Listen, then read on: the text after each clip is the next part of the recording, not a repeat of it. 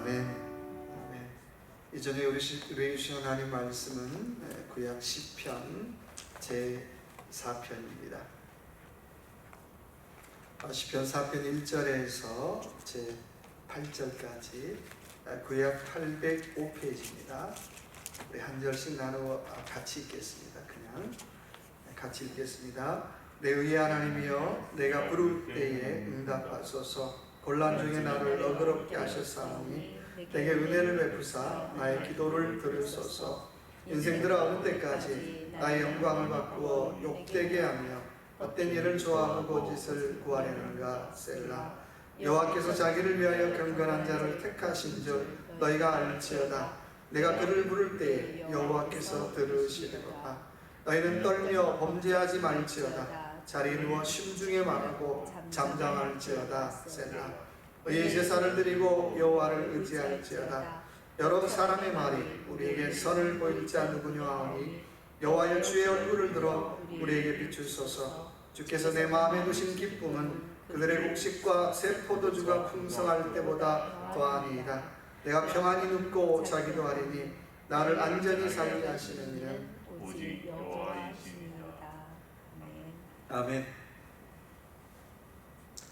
주신 말씀 가지고 시편 강의 네 번째 시간 주신 은혜 같이 나누기 원합니다. 시편 4편은 지난번에 얘기했던 것처럼 시편 3편과 쌍을 이루는 시편이죠. 그래서 시편 3편은 제목이 뭐라 그랬어요? 저녁의 시편. 오늘 시편 4편은 아침의 시편이죠. 근데 아침의 시편이라고 얘기하기에는 그 내용이 조금 무거운 내용이에요. 아들 압살롬이 반란 일으켰을 때 지었던 내용의 시편인데 아침의 시편. 좀 이상하잖아요. 어떻게 본다면 자기 인생에서 아들이 반란을 일으켰다라고 하는 건 가장 큰 고난이에요. 가장 큰 아픔이에요. 세상 말로 정말 마음고생했던 때죠. 근데 그때 자기의 진짜 신앙 고백이 나오는 거죠. 근데 그 내용이 바로 아침의 시편이라고 하는 내용으로 신앙 고백을 하고 있더라는 것입니다. 우리 인생도 마찬가지죠. 언제 자기의 진짜 신앙 고백이 나옵니까? 내가 평안할 때요? 좋을 때요? 아니죠. 정말 죽겠습니다. 정말 힘듭니다. 정말 세상 말로 미치겠습니다. 그 어려운 때 나오는 신앙 고백이 진짜 엑기스 신앙 고백이라는 거예요. 정말 다윗도 그 아들 압살롬이 반란 일으켰을 때 정말 죽겠습니다. 이거 어떻게 해볼 수도 없고 쫓겨다니면서 그 어려운 중에 고백했던 내용, 그게 진짜 자기의 신앙 고백의 엑기스잖아요. 한번 그 고백 한번 들어보시겠습니까? 1절 한번 볼까요? 내 의의 하나님이여, 내가 부를 때에 응답하소서. 곤란 중에 나를 너그럽게 하셨사오니 내게 은혜를 베푸사 나의 기도를 들으소서. 아까 얘기했잖아요. 아들이 반란을 일으켰어요. 마음고생이에요. 정말 죽을 것 같은 그런 상황이잖아요. 근데 1절의 고백 보면 나 정말 죽겠습니다. 나 정말 힘듭니다. 하나님 어쩌면 이럴 수가 있습니까? 라고 질문하는 것이 아니라 이렇게 고백하고 있어요. 곤란 중에 나를 너그럽게 하셨사오니 내게 은혜를 베푸사 나의 기도를 들으소서라고 고백하고 있어요. 여러분, 이 작은 곤란인가요? 아니, 아들이 아버지 죽이겠다고 왕위를 차지하겠다고 반란을 한 게 작은 일이냐고요? 엄청난 큰 일이잖아요. 근데요, 그때 고백하는 게 그 곤란 중에 나를 너그럽게 하셨사오니 내게 은혜를 베푸사 나의 기도를 들으소서라고 고백하고 있어요. 곤란이라는 말은 영어로 디스트레스라는 말이죠. 걱정거리가 되는 일, 비통한 일, 가슴 아픈 일, 그런 의미잖아요. 아들이 반란 일으킨 일, 정말 비통한 일이에요. 절망스러운 일, 고통스러운 일이에요. 세상 말로 말하면 믿는 도끼에 발등 찍혔어요. 그 사람 믿을 만해, 그 사람 그럴 사람 아니야 했는데 바로 그 사람에게 발등 찍혔다는 거예요. 엄청난 스트레스를 받는 일이잖아요. 그런데 그 엄청난 스트레스를 받은 그런 곤란스러운 상황 속에 하나님께서 나를 너그럽게 하셨다는 거예요. 너그럽다는 말은 히브리 의미 중에 길을 넓게 해주셨다라고 하는 뜻을 가지고 있어요. 무슨 얘기입니까? 나 지금 곤란 중에, 스트레스 중에 정말 좁은 길을 걷고 있지만 하나님께서 나를 은혜로 넓은 길로 인도해 주실 것이다 라고 하는 고백을 하고 있는 거예요. 여러분, 그렇잖아요. 우리가 인생에 스트레스를 받을 때 가만히 보면 그때 하는 결정 보면 내가 왜 그런 결정 결정했을까? 내가 왜 그런 실수했을까? 내가 왜 그런 디시전을 했을까? 스트레스 받으니까 좁은 선택, 좁은 결정, 좁은 디시전 하고 있더라는 거예요. 그러나 은혜 받으면요, 넓은 결정, 넓은 디시전을 하게 되는 거예요. 왜 그 사람, 그럴 사람, 저 사람 저럴 사람 아닌데 어떻게 저런 결정했지? 은혜 받고 결정하는 거예요. 은혜 받고. 여러분, 세상의 부자는 재물이 많은 것도 부자고요, 권세가 높은 것도 뭐 부자할 수 있겠죠. 정말 부자가 있다면 바로 오늘 말씀처럼 영적인 부자라는 거예요. 무엇을 하든지 영적으로 넓은 곳에 거하는 사람. 그 사람이 결정해도 넓은 결정하고, 그 사람이 선택해도 넓은 선택하고, 그 사람이 길을 가도 넓은 길을 걸어가는, 아무 고난이 아닌 영적으로 넓은 길을 걸어가는 그런 사람. 그 사람이 정말 부자죠. 그 사람은 뭘 하든지 간에 넓은 선택, 넓은 결정, 넓은 디시전을 하게 돼요.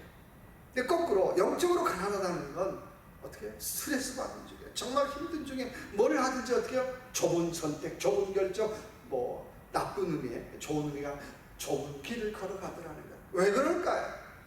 영적으로 가난해서잖아요. 가만히 내가 인생을 살면서 했던 결정들, 가만히 한번 디시전들 한번 되돌아보시기 바랍니다. 내가 왜 그랬을까? 그건 정말 오늘 디스트레스 중에 한 결정이잖아요. 근데 오늘 다윗은 그 디스트레스 중에 하나님께서 나를 너그럽게 인도하셨다라고 고백하고 있더라는 거예요.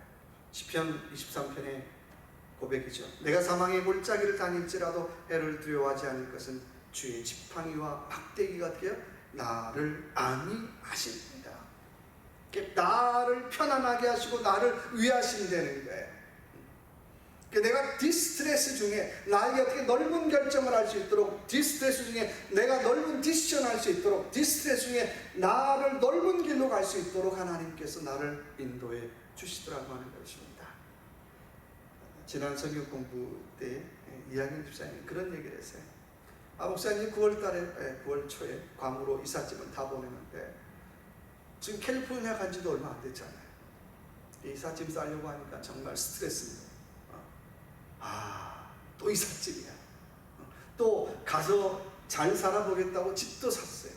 아직 들어가지는 못했지만 또 뭐 가구도 사고 샀을 거 아니에요. 근데 이거 처분하는 것도 디스트레스예요. 너무너무 스트레스 되는 거예요.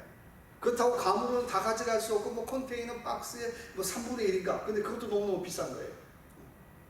그래서 너무너무 스트레스 받았는데 하나님 앞에 드렸대. 하나님이 좀 정리해 주세요. 제가 뭘 알겠어요. 하나님 좀 정리 좀 해주세요. 뭘 가져가고 안 가져갈지 내도 잘 모르겠어요. 여기서 또 오래 살겠다고 이사 샀는데 나 정리 못 하겠어요. 근데 가만히 보니까는 소문을 듣고 사람들이 와서 하나씩 둘씩 사가더래요. 그래서 집사님 고백이, 목사님 그것 때문에 정말 스트레스 받았는데요, 하나님께서 정리해 주셨다라고 하는 고백을 하고 계시더라는 것입니다. 여러분, 교회 문제예요. 교회 일요, 내가 다 하려고 하지 마세요. 내가 하는 건 중요한데 내 뜻대로만 하려고 하지 마시라는 거예요. 중요한 건 하나님이 하시라는 거예요.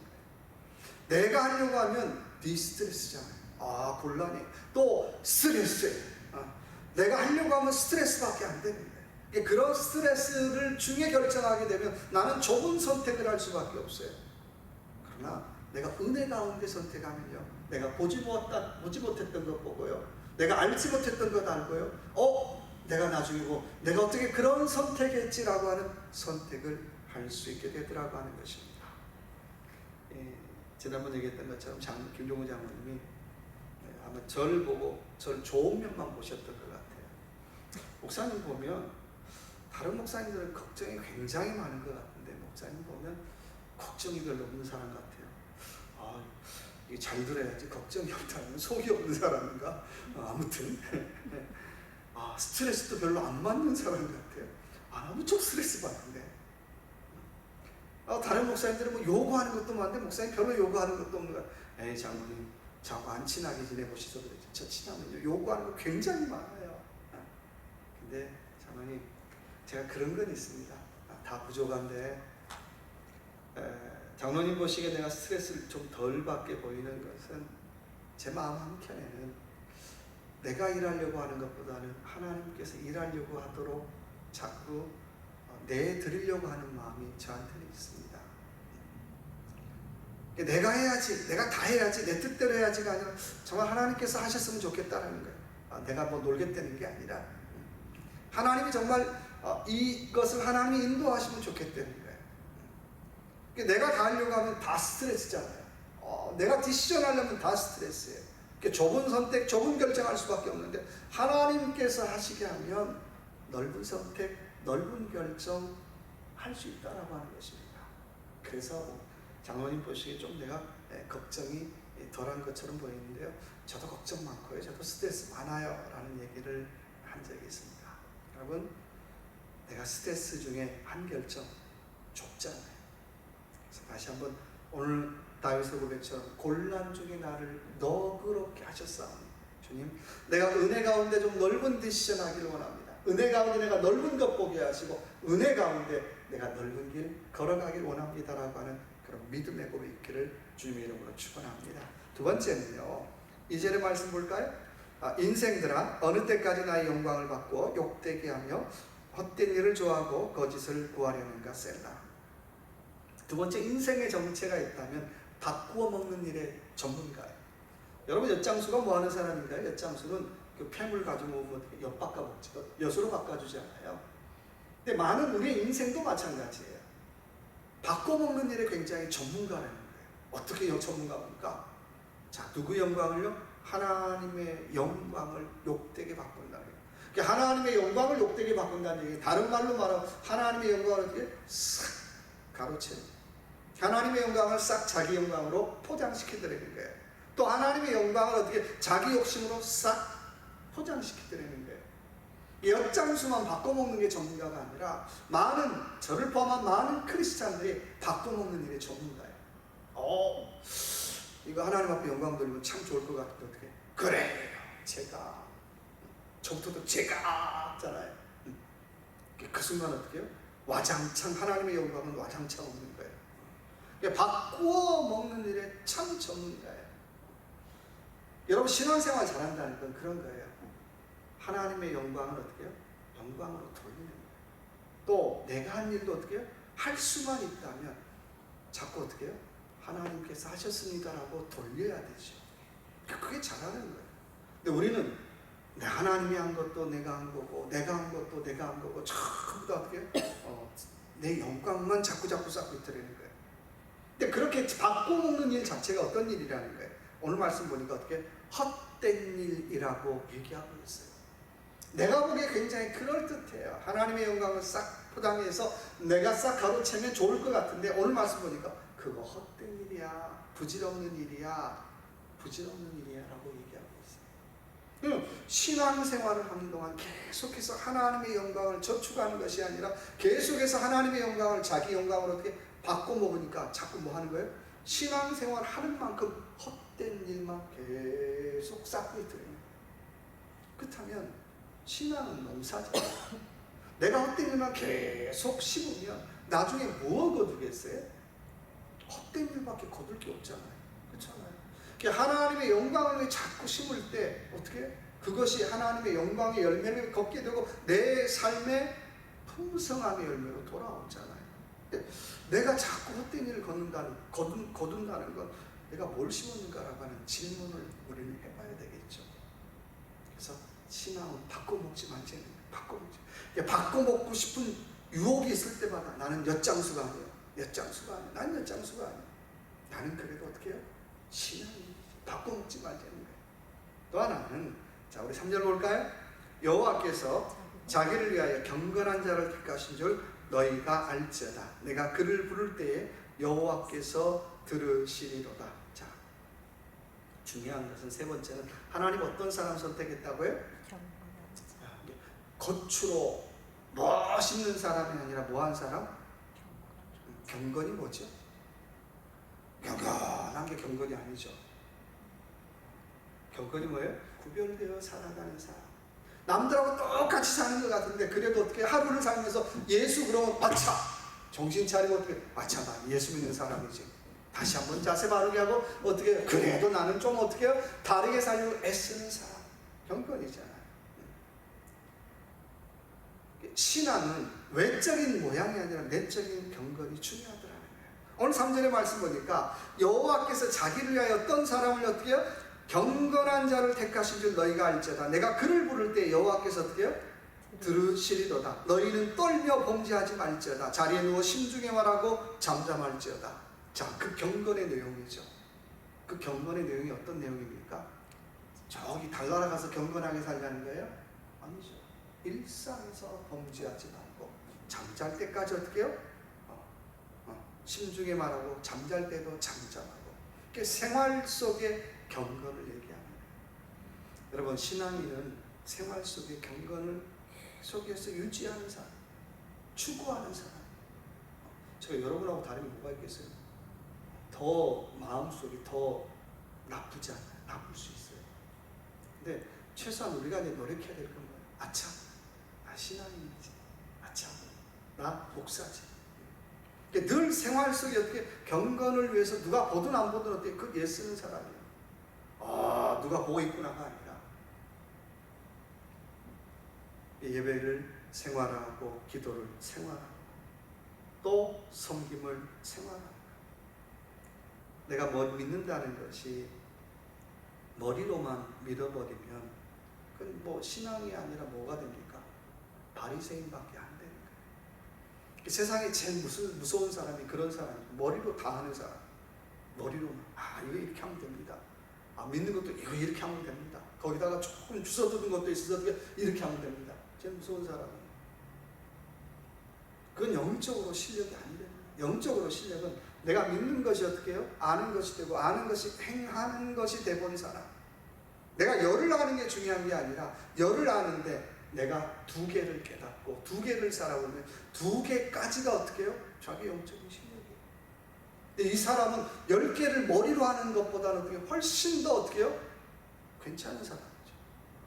근데 우리는 어때? 에이, 뭐 그 정도 두 개는 우리 아무나 다 할 줄. 아무나 다 하는 거 아니죠. 기도를 해도요, 깊이가 다르고요. 성교도 깊이가 다르고요. 예배를 드려도 깊이가 다른 거예요. 아무나가 아니라는 거예요. 그렇죠? 그래서 중요한 건 우리의 겉모양이 어떤 것보다는 더 중요한 것이라면 우리의 영적인, 내적인 경건이 중요하더라고 하는 것입니다. 사무엘이 사울 왕을 뒤이어서 이스라엘의 2대 왕을 뽑아요. 누구죠? 다윗을 보는데 다윗을 처음부터 뽑았나요? 이세 가문에 딱 가보니까 누가 나타나요? 엘리야. 역시 하나님 보는 눈이 있어. 쟤군요, 저 사람이군요. 두 번째 왕은.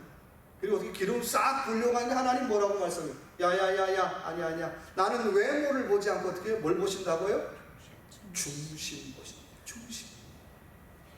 하나님이 보시는 게 뭐냐는 거예요. 외모의 가치가 중요한 게 아니라 그 사람의 중심의 가치를 주님은 보시더라는 거예요. 그렇잖아요. 그러니까 오늘 하나님께서 저와 여러분 뭐 보실까요? 잘생겼는데 멋있는데 그런 거 보세요? 아니잖아요. 우리의 중심의 모습을 보시더라고요. 중심의 가치를. 그러니까 내가 건강한 신앙생활을 살아간다라고 하는 건 늘 내 중심을 스스로 돌아볼 수 있는 사람이겠죠. 이거 사람들의 평가와 상관없이, 사람들의 시선과 상관없이 도대체 나의 중심에서는 무슨 일이 일어나고 있는가? 나의 중심에서 무슨 생각을 하고 있는가? 나의 중심에서 도대체 어떤 일들이 일어나고 있는가? 그걸 볼 수 있다면 신앙생활 참 괜찮겠죠. 내가 세상에 많은 사람들 다 속일 수가 있겠죠. 근데 속일 수 없는 분이 있잖아요. 늘 우리를 어떻게 보시는 분? 중심을 망원경으로 보고 계시는 하나님, 내가 속일 수 없잖아요. 그 중심. 그렇다면 내가 신앙생활을 경건하게 잘한다는 얘기는 늘 내 중심을 되돌아보는 사람. 아니야. 지금 내 마음 한가운데서 무슨 일이 일어나고 있는가? 내 마음 한가운데서 무슨 역사가 일어나고 있는지, 내 마음 한가운데서 무슨 생각을 하고 있는지를 어떻게 해요? 늘 되돌아볼 줄 아는 사람. 그게 신앙생활 잘하는 거죠. 그 중심은 그 사람의 삶의 뿌리이자 그 사람의 신앙의 뿌리예요. 제가 지지난 주간에 한 2, 3주 됐나요? 다스리가 꽃을 사왔어요. 이건 자기 꽃이라고 꽃을 심어달래요. 그래서 심었어요. 근데 엊그제부터 시름시름 앓다가 이제 죽을 것 같아요. 그래서 가봤더니 심었는데 비가 너무 많이 와가지고 뿌리가 다 드러났어요. 뿌리가 다 드러났어요. 근데 아마 죽을 것 같은데 우리는 그것도 모르고 어떻게, 야, 꽃이 이쁘네, 이쁘네, 아, 멋있네. 근데 가만히 보니까 이상한 거예요. 가까이 가봤더니 죽을 것 같아요. 영적으로도 마찬가지죠. 겉으로 보기엔 너무 이뻐요. 괜찮아요. 근데 가까이 가면 가볼수록 어떻게 해요? 뿌리가 흙에서 떨어져 있더래요. 영적으로도 마찬가지죠. 하나님과의 관계에서 어떻게 그 뿌리가 떨어져 있다면 중심이 어떻게 해요? 중심이 날마다 흔들릴 수밖에 없죠. 영적으로 본다면 그것이 영적으로 죽은 삶이잖아요. 그래서 늘 자기의 중심을 보는 사람은 다른 사람의 중심도 볼 수 있어요. 그래서 하나님께서 나의 중심을 보듯 하나님, 나도 할 수 있다면 내 마음의 중심 좀 보기를 원합니다. 내 마음의 한가운데서 무슨 일을 하고 있는지, 무슨 생각을 하고 있는지, 뭐 세상 말로 무슨 음모를 꾸미고 있는지. 우리는 그거 별로 관심 없고 계속 저 인간이 무슨 일을 하나, 저 인간이 어떤 생각을 하나, 저 인간이 어떤 길을 걸어가나, 거기에 대해서 어떻게 얘기를 하잖아요. 그게 나쁘다는 게 아니라 먼저 어떻게 해요? 내 중심을 살펴보라고 하는 거예요. 또 하나는, 자, 4절 볼까요? 너희는 떨며 범죄하지 말지어다. 자리에 누워 심중히 말하고 잠잠할지어다 라고 말씀하고 있어요. 뭐 하지 않는다는 거예요? 떨며 범죄하지 말지어다. 자, 오늘 다윗이 어떤 일이라 그랬죠? 이 일이 아들이 반란 일으켰어요. 아마 저 같으면 솔직한 심정으로, 하나님, 내가 얼마나 그렇게 잘못하게 살았나요? 아, 나름대로 하나님 앞에 잘 살았잖아요. 뭐 실수도 있었지만 세상에 그런 실수 안 하는 사람 어디 있습니까? 근데요, 자식이 나한테 반란을 일으켜요. 내가 그동안 믿어온 게 뭐가 됩니까, 하나님?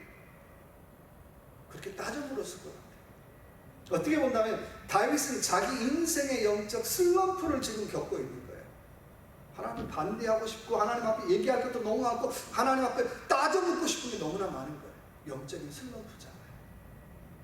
근데요, 오늘 그 슬럼프 중에 어떻게 해요? 뭐 하지 않겠다는 거예요? 떨며 범죄하지 않겠다는 거예요. 하나님, 나 그 중에도 어떻게 해요? 범죄하지 않겠습니다. 내가 슬럼프로 떨어지는 그 순간에도 내가 범죄하지 않겠습니다. 자식이 반란을 일으키는, 자식이 아버지를 향해 칼끝을 겨누는 그 상황 속에서도 나는 어떻게 해요? 범죄하지 않을게요. 누구만 의지하겠다는 거예요? 하나님만 의지하겠습니다. 주님만 내가 의지하겠습니다. 그 고백, 여러분 얼마나 멋져요. 평안할 때 잘 믿는 것 누가 못하겠어요? 교회가 부흥하고 승승장구할 때 어떻게 다 잘 믿겠죠. 아우, 목사님 좋은 사람. 그 진짜 정체가 아니잖아요. 정말 교회가 어려울 때 그 목회자의 정체가 드러나고, 교회가 어려울 때 그 장로님의 정체가 드러나고, 교회가 어려울 때 내 신앙의 정체가 드러나요. 평상시는 거의 주님과 더불어 동급 정도의 신앙을 가졌습니다. 근데 어려울 때 보면요, 동급이 아니라 저기 뭐 밑바닥에 가 있는 분 너무 많아요. 목회자도 마찬가지. 오늘 다윗은 정말 그런 영적인 슬럼프, 어려운 중에 나는 그래도 어떻게 해요? 하나님 앞에 범죄하지 않겠습니다라고 고백하고 있어요. 그런 다윗에게 하나님 어떤 복 주시는지 아세요? 자, 7절 한번 볼까요? 같이 한번 읽어볼까요? 주께서 내 마음에 두신 기쁨은 그들의 곡식과 새 포도주가 풍성할 때보다 더. 내 마음에 뭘 주시겠다는 거예요? 뭘 주시겠다는 거예요? 카리스마. 뭐예요? 기쁨 주시겠다는 거예요. 근데 그 기쁨이 얼마나 큰 기쁨이에요? 뭐보다 낫다는 거예요? 곡식과 새 포도주가 풍성할 때보다 더하니라. 이 말은 세상에 그 어떤 것하고도 하나님 주신 기쁨 바꿀 수 있다 없다?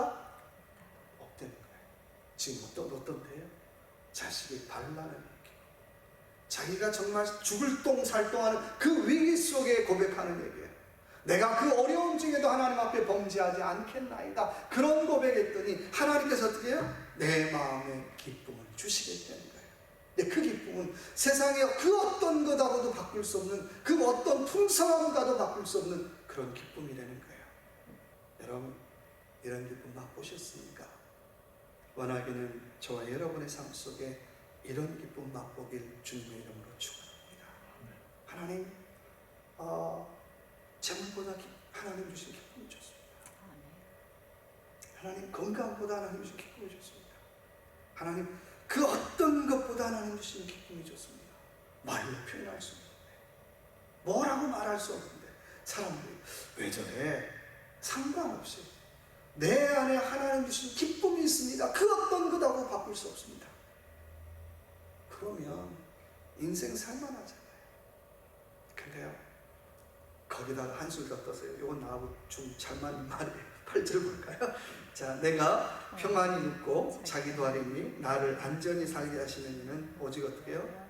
여호와십니다. 그런 사람 뭐예요? 잠 잘 자요. 여러분, 잠 잘 자는 게 엄청 큰 축복이에요. 제 아내가 있지만 난 당신은 다른 건 모르겠는데 잠 안 하면 기가 막히게 자. 뭐 낮에 막 뭐 무슨 일이 있었는데 베개만 두면 어떻게 해요? 3분에서 5분 내에 그러면 자는데요. 근데 신기한 건 낮에도 가끔 어떻게 해요? 같이 지내다 보면 낮에도 낮잠을 조금씩 잔대요. 저러면 잠을 못 잘 것 같은데 밤에 또 잔대요. 요새는 이제 낮에 커피도 한 잔씩 먹잖아요. 근데 밤에 또 잔대요. 그래서 참 미라클하다는 거예요. 저는 뭐 다른 복도 많이 받았지만 여러분, 잠 잘 자는 게 얼마나 큰 복인지 몰라요.